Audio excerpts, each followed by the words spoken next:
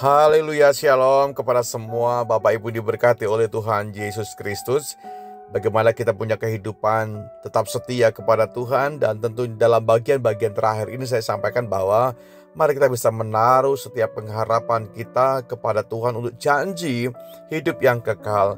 Itu akan memberikan kekuatan, akan memberikan kemampuan kepada kita untuk bagaimana kita bisa tetap setia kepada Tuhan.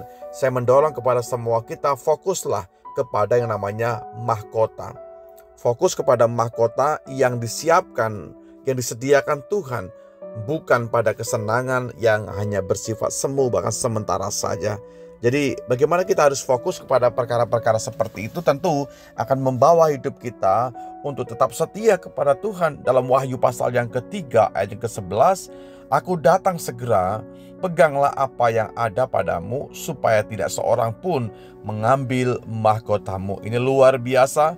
Firman Tuhan menegaskan kepada kita bahwa Tuhan segera akan datang. Jadi waktu dan masanya memang, saudaraku, sudah sangat-sangat dekat buat kita. Peganglah apa yang ada pada kita. Apa yang kita pegang hari ini? Iman, kasih, pengharapan kita kepada Tuhan, pengharapan untuk bisa menikmati hidup yang kekal bersama dengan Tuhan. Itu harusnya menjadi pegangan buat kita, supaya tidak ada oknum manapun, siapapun, ya pihak manapun yang akan mengambil mahkota kita hari ini. Saya percaya bahwa Tuhan akan menyiapkan mahkota kehidupan buat orang-orang yang setia kepada Tuhan. Setia bukan berarti tanpa ujian, bukan demikian loh saudara. Setia memang kita mengalami ujian, tapi tetap mendapat kekuatan, mendapat keteguhan. Mesti kita bertemu dengan begitu banyak tantangan. Berbicara masalah ujian, setiap kita mengalami fase-fase seperti itu. Saya pun yang berbicara mengalami hal demikian. Tapi bagaimana kita bisa mengambil sikap hari ini? Setia walaupun ada ujian. Di balik ujian ada berkat. Di balik ujian Tuhan sementara melatih kita menjadi pribadi yang kuat kembali. Melatih kita menjadi pribadi yang tetap teguh dan kuat, kendati pun bertemu dengan begitu banyak ujian. Dunia mungkin menawarkan jalan pintas. Ya, dunia menawarkan jalan yang pintas. Tapi Yesus memberikan hidup yang kekal, kendati pun bertemu dan berjumpa dengan begitu banyak tantangan.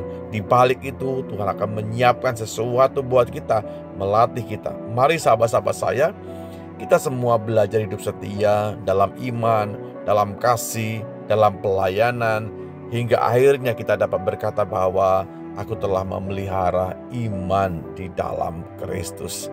Setialah sampai akhir adalah kunci bagaimana kita bisa menerima mahkota dari Allah. Yesus tetap setia sampai akhirnya buat kita.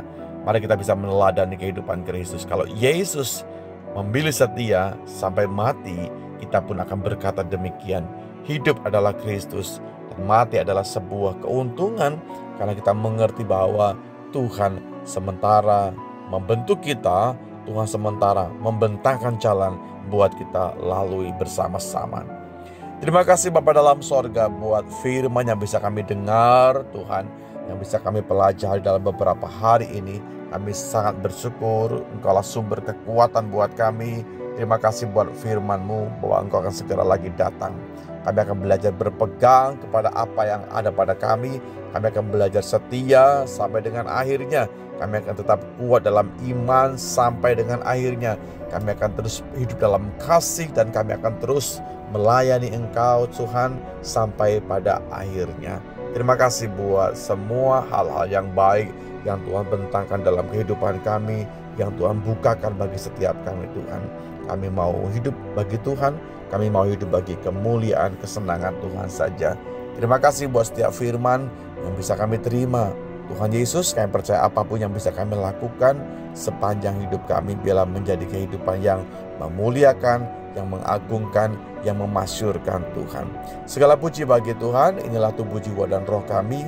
Semuanya kami persembahkan hanya untuk kemuliaan Tuhan saja. Di dalam berkat nama-Mu Tuhan kami, Yesus Kristus, kami sudah berdoa dan bersyukur. Amin.